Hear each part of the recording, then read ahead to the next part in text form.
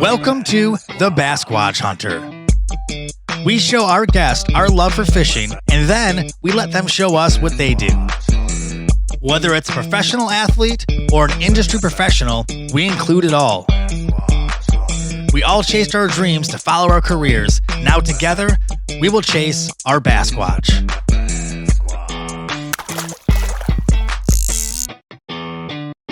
The Basquatch Hunter.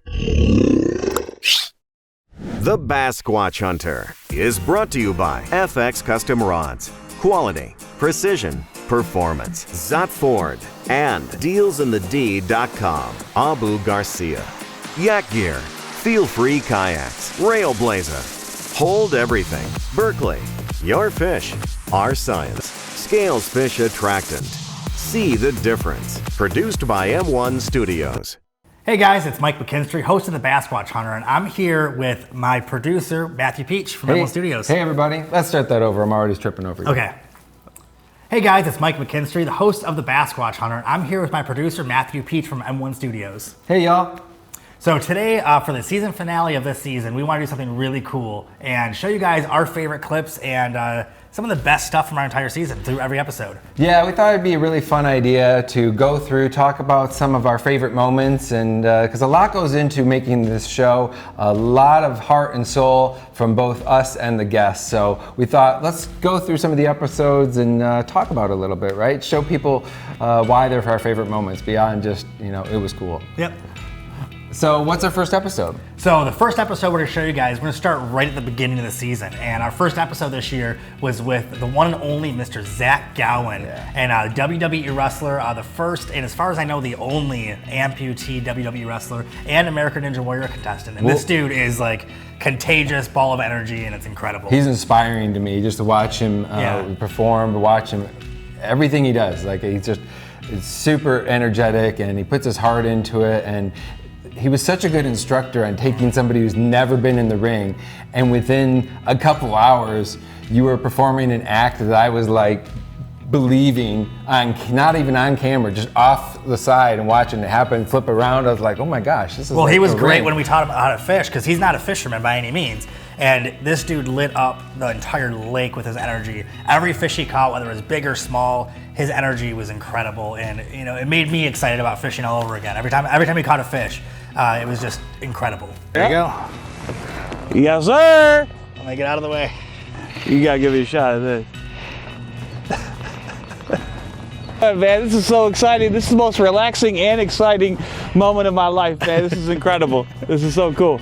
Taking him fishing was a lot of fun because, he was a ball of energy. Yeah. He was, super contagious with how excited he was, and he kind of reminded me of why I love fishing so much. And he got so excited for catching rock bass, like these smaller fish, and you could see his face light up right here when he caught a fish, and he made it seem like he just caught like the golden ticket to the Wonka factory. Yeah, he has this love of life in everything he does. And it's just the fishing, the training, it just comes across, and it's just infectious. Yeah, and it was such a great experience to start our season off because it just set the tone for the entire year. So you can see him light up when he catches these fish, and it was amazing. I'm King Rock Bass. I am your master. Yeah, man. King Rock Bass. The fishing part was incredible. I had so much fun with that. But I'll tell you what, though, going into his world, I was a fish out of water. Yeah, going into the House of Truth wrestling school was one of the most unique experiences I think I've had filming. To see a WWE wrestler work as a trainer, and teach me how to film a wrestling match so it looks great on camera. I mean, what a unique experience. It just kind of gives me chills, just kind of. Professional wrestling is, the art of professional wrestling is making it look as violent as possible while keeping everybody safe. So we'll teach you how to do, it's called a back bump. Yeah, and that was one of the hardest things I've ever done in the show. Out of all the stuff we've done, I mean, learning how to wrestle with these guys that, do this full time. I mean, they put their heart and soul and blood and sweat into this, and, trying to keep up with them was incredible. Man, you took a big hit there, right? Yeah.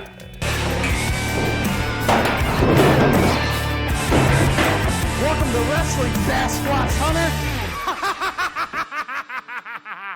Yeah, I was pretty sore for a few weeks, and not many people know this, but I actually fractured 2 ribs when I got hit by the chair in this episode, and I was out for 2.5 weeks. I couldn't really twist or move. So a lot of things happened in this episode that were pretty fun. Except for the fracturing of the ribs. Yeah, but it was part of the experience. So the next one, we're going to jump ahead to episode 3, which is, it's still one of my favorites, but the figure skating episode.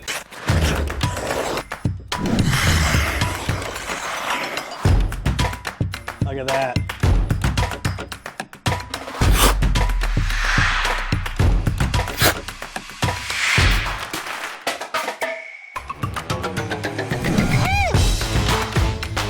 Oh, here we go. Oh, that's a good one. Oh, that's a really good one.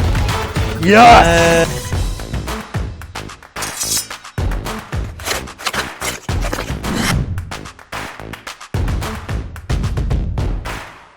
And it's funny because I have a background of 35 years of playing hockey. I've skated my whole life. So I felt like I was going to be really comfortable in this atmosphere, and I was wrong.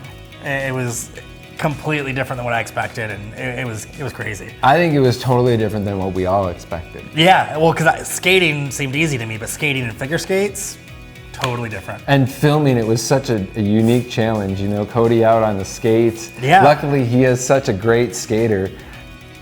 Cody? Yeah, I mean, I love any chance to put my skates on with the gimbal, so that was a great time. And honestly, Mike, you did way better than I thought you were gonna do. I mean, you spun Valerie around like a pro, you know? Well, they were just like, you know, like I was talking about Zach in the last episode, they were great teachers and they were super professional and they're so good at what they do that it made it easier for me to look good at doing what they do, you know? And that's what it's all about is, you know, we work with some amazing professional people and, you know, the stuff that they do on the ice is absolutely amazing.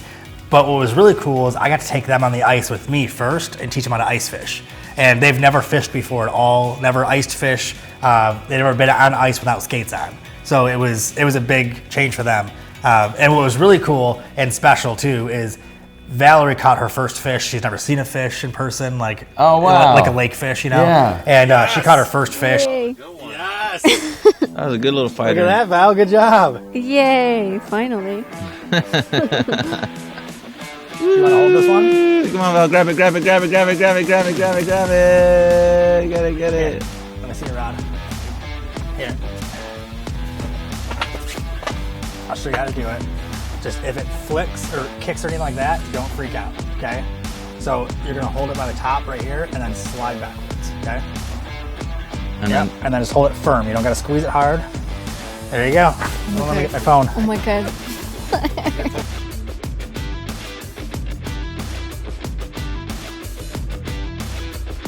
What do you think? It's cool. Throw it back in. And she ended up catching like 5 that day. And how neat. It was amazing. It was such a great experience to watch them enjoy what I do for a living and watch them light up and get excited about it. It was. What was the hardest one, do you think? Well, the hardest one for me to grasp and the scariest one for me to do was called the death spiral, which is right there. And I was so scared of dropping Val. Her head was only inches from the ice. And I kept on telling her, "Are you sure you trust me? Are you sure you trust me?" And she was like, "Oh yeah, I'm a professional. Go ahead. If I fall, I fall." And she was fearless. You know, she made me look really good.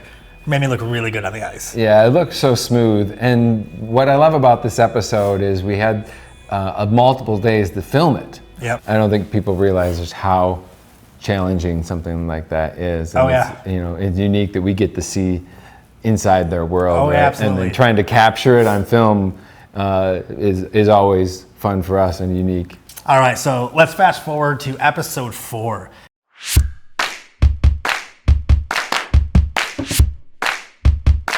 There you go. All right, the size of that crappie. It's a beautiful fish. Beautiful.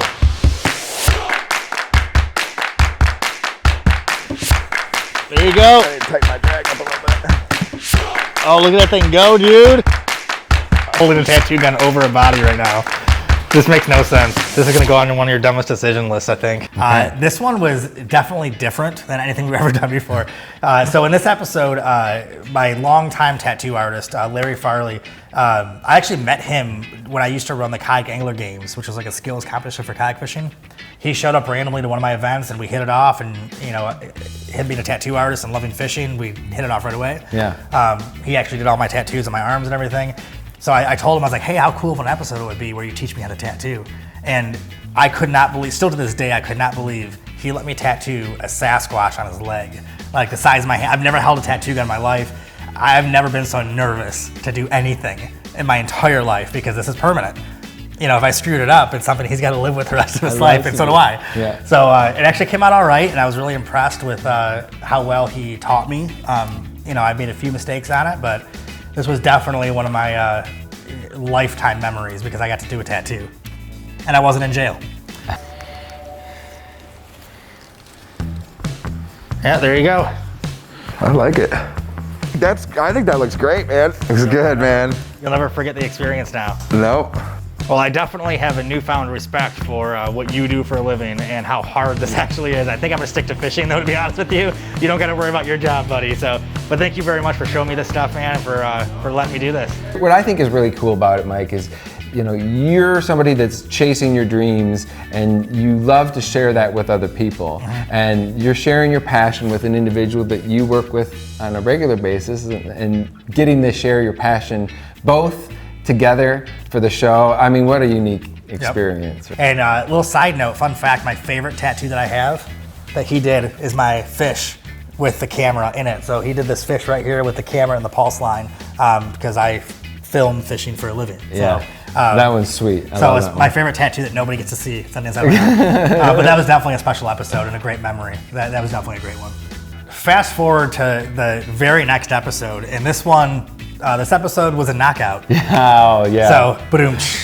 When I wanted to do a mixed martial arts episode, I knew I had to look no further than UFC veteran, Rizin veteran in Japan, Justin the Tank Scoggins.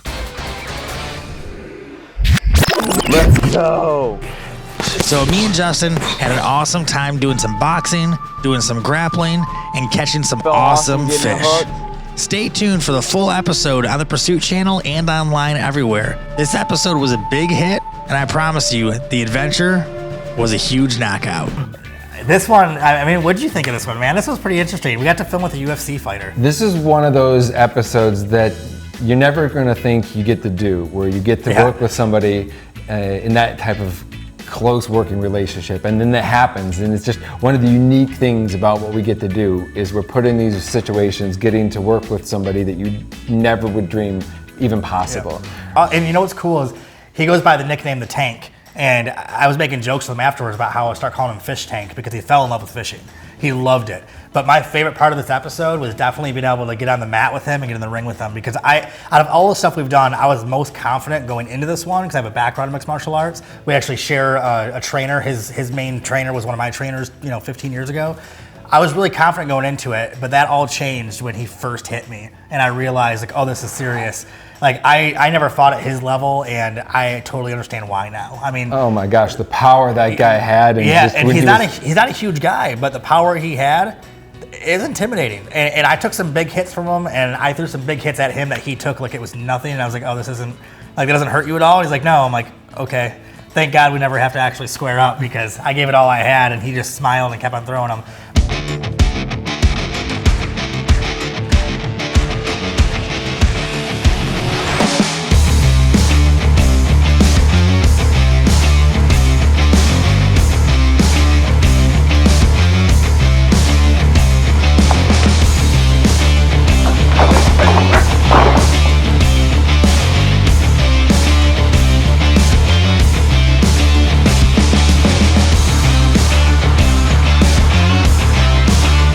This whole episode was such a great experience, and I had so much fun. And make sure you guys check out Justin the Tank Scoggins and see all the stuff he does, because absolutely amazing experience. What a cool guy. Mike, what do you think your favorite fish catch of the year was? So it's tough to choose. I had such a great experience with every single guest we had this year, but the one that stands out the most is the amazing artist, the street artist we filmed with, Zach Curtis. Guy's never fished before. He's never even held a fishing rod before. And I thought I prepared him how to use everything correctly, but his first fish catch, first time it's ever happened in the show history, he caught like a 31-inch northern pike. and it was amazing. I mean, that rod wrapped around the kayak. He was using 10-pound fluorocarbon line, which, you know, is not the strongest line in the world. Oh my gosh, look at that. Yeah, he bent that rod around the kayak, reeled it all the way up to the first eyelet. He had that pike almost biting the rod, lifted it out of the water by the rod, and I was yelling. I was like, no, let the line out. Like, you're going to break everything. Yeah, it did not break. I would have broke that line, broke that rod a million times if I did that. Somehow the stars aligned, and he landed. I mean, you can see the look on his face. When he landed this fish, it changed his world. When we were done filming this episode, I couldn't get him off the water. Like, me and Cody were getting off the water, and we're like, Zach, come on. He goes, one more cast. And I was like, you know what? He's got it now. Yeah, he got the bug. He got the bug. So that was my favorite fish catch for any guest. Not just of this year, but probably the entire show, just because that's never happened. He caught a monster fish. He did everything wrong, but still landed it. And it got him hooked on the sport forever. I mean, the dude is like crazy about fishing now. Yeah. But nothing lived up to that fish catch. It was just like, I was still on a high from that for like a week. Yeah. It was so cool.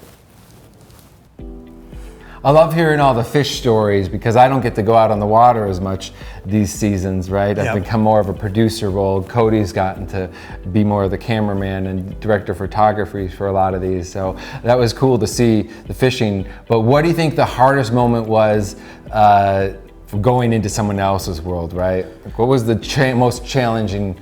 There's only one that stands out to me as the toughest, and I think nothing will top this one. When I got to be a fireman for a day, I mean, it was kind of a childhood dream mixed with like one of the hardest things I've ever done in my entire life. This is Mike McKinstry, and today I'm going to try to be a fireman. You know, wearing this gear that weighed over 65 pounds and it's not breathable, and, you know, your body heat just recirculates back into itself. That was tough, but having to do this agility course, I mean, I can't believe what these guys go through. It wears me out watching you go through this. Yeah, it was, so the average time for these firefighters is between 6 and 8 minutes to do this course, and they do it once a year to certify to stay a fireman, and it's like an agility course. I did it in 6 minutes and 40 seconds. And when I was done with the first part of the course, before they had me do like a CPR thing afterwards, you could see my face was losing color, like I was flushed, like I was barely moving. And I told these guys, I was like, I don't feel right.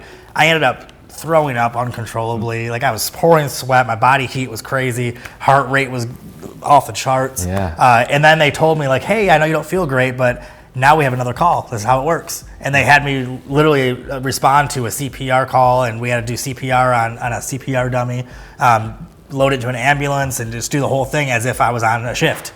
Wow. And I've never been so tired in my entire life. This fire hose right here is empty, and it's a 100-foot fire hose. I mean, I don't know what it weighs exactly, but it's gotta be, 60, 70 pounds. But when you fill it with water like this, called being charged with water, it weighs over 200 pounds. So as I'm dragging this, I'm just dragging more and more and more water. So it got heavier and heavier and heavier. That was absolutely terrible. Like, that was so hard to do. I love you did the mustache too, by the way. Yeah, right? I wanted to look like a fireman. I wanted to look the part, so I shaved my beard off for the first time in 15 years. But then you got to go up and down these stairs in between everything. You got to raise a ladder. You have to, you simulate all these things when you respond to a fire. Like, using a sledgehammer on a tire is simulating breaking down a wall, or, breaking down a barrier you have to get through a door. Pulling down on the pulley system is simulating pulling down drywall that's on fire from the ceiling, which is an incredible workout. Dragging the weights across the pavement is simulating dragging your gear or dragging another fireman out of a fire. So that was another thing that was incredibly excruciating hard. Dragging the tire afterwards was another simulation of dragging a body or dragging gear out of the fire. And all this is done in less than 7 minutes. So, I don't get a break in between them. I didn't stop for filming. I wanted to do it just like the firemen did. And I'll tell you what, I definitely would never be able to do this for a living. I'm glad I can fish, because this is terribly hard. I told these guys, I was like, I don't feel right. I ended up throwing up uncontrollably. Like, I was pouring sweat. My body heat was crazy. Heart rate was off the charts. Yeah. And then they told me, like, hey, I know you don't feel great, but now we have another call. This is how it works. And they had me literally respond to a CPR call, and we had to do CPR on a CPR dummy, load it to an ambulance, and just do the whole thing as if I was on a shift. Wow. And I've never been so tired in my entire life. And when I was done with it, they told me, like, guess what? Another call is gonna come in, and another call could come in. And I was like, I couldn't do it. Like, there's no way I could ever be a fireman. I don't have it in me to push past that level. My body doesn't have it. So by far, that was the toughest world that I got immersed in, and my respect for firemen went from here to, you know, in the stratosphere after that. Yeah, tenfold. Yeah, right? definitely the toughest thing I've ever done by far. You know, it's tough to pick a favorite guest or a favorite episode, but as far as entertaining guest goes, this one is first place trophy goes to Mojo from Mojo in the Morning. Absolutely. There seems like nothing that would be worse than fishing. It wasn't until the end of the conversation that he told me that we weren't going to go on like some beautiful pontoon boat and fish. Yeah. Will you tell everybody how we're going to be fishing? Yeah, so we're going to be fishing in kayaks. And you know, Mojo in the Morning we've listened to for so long as individuals. I mean, for such a long time, he's been a voice here in Detroit. So Absolutely. that to have him on the show and to see him out on the water catching his first fish, like that was so cool. Well, he's the longest running FM morning show in Michigan history. He's a Hall of Fame Hall of Fame nominee for 2022 for Michigan Radio Hall of Fame. I mean, the dude's, you know, an icon.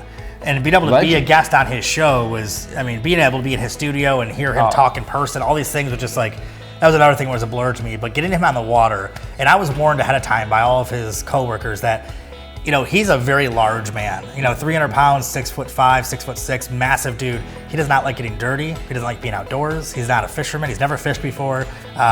Definitely doesn't hunt. Like, he's not an outdoorsy kind of guy.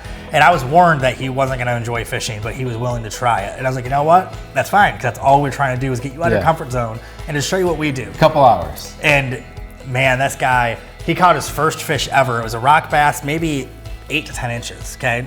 Not a big fish. Hey now, all right. Swing it over. Okay, you touch it. But this guy, like, you can see his reaction. He was so afraid of that fish. He held it away from as far as he could, and he was so scared. And watch right here his reaction, where he was so grossed out by the fish. And that was one of the funniest parts. Yeah, he was so grossed out by the fish, and it made it so much funnier. And you know, he was so grossed out. And I was like, you know what? I'm like, for being as big of a guy as you are, I've never expected you to be this grossed out by a small little fish like that. But it was cool because he had me laughing the entire time. He had me, you know, even play like a little game on the water of naming, you know, 5 most famous fish in 10 seconds, and, you know, brought me into his world a little bit as far as things he does on the radio. Yeah. He brought it into my fishing world. Oh, he's such a great host and personality, and to see him on the water, and you know, you put him in a great kayak. He didn't look like he was ever struggling. Well, you know, he was so shocked. He actually wants to buy one now because he was like, I can't believe how stable this thing was, and he's such a big guy. Yeah, So- yeah, he was really expecting to be a little guy on a toothpick, and I think he was really pleasantly surprised on the equipment, on the experience, you know. And that's one of the challenges we have is giving our host or giving our guest a really good experience out on the water. We do a lot of prep work to make sure they have a great experience, and it was so neat to have him. And every guest is always shocked when we say fishing out of a kayak. They're always shocked when they see our kayaks. They're like, oh wow, these are boats. And they're almost every guest always asks me afterwards, like, hey, where do I get one of these things? Because they realize how much fun it is and they fall in love with our sport. But this one right here, I mean, most entertaining guest we've ever had.